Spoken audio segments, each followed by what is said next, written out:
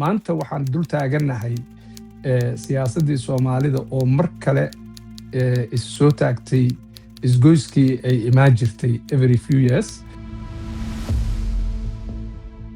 waxyaalaha aadka aan ula yaabo waxaa ka mid ah wax kasta oo fiicnaay oo aragtiyo ahaa oo dadku ay inay hiigsadaan ay jeclaan lahaayeen yaa waxaa loo dhaqangeliyey si aan fiicnayn oo dadkii la nacsiinaya.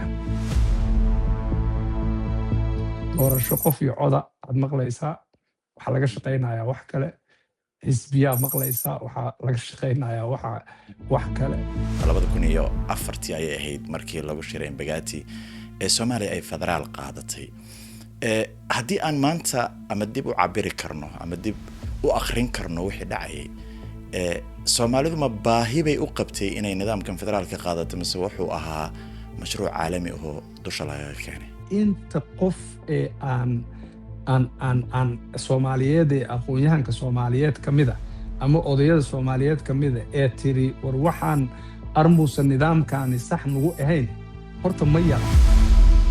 anigu markaa waxaan ka mid ahaa dadka aan u arkin nidaamka federaalku inuu ku habboon yahay xaaladda Soomaaliya. maxaas sheekh oo kaleeto iyo dowladdiisa haddii ay assistansiga Turki ay hub ka dhigtaan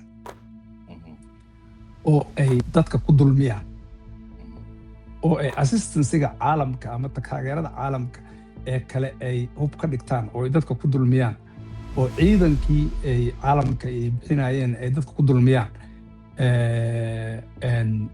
meeshaas dalkana dhibaatay u keenayaan, dadkaas ayaga kaalmeeyana dhibaatay u keenayaan. markaan iskuulka dhiga jiray PhD-da ayaa waxaa la dhihi jiray PhD-da waxaa laga soo gaabiyey permanent head damage.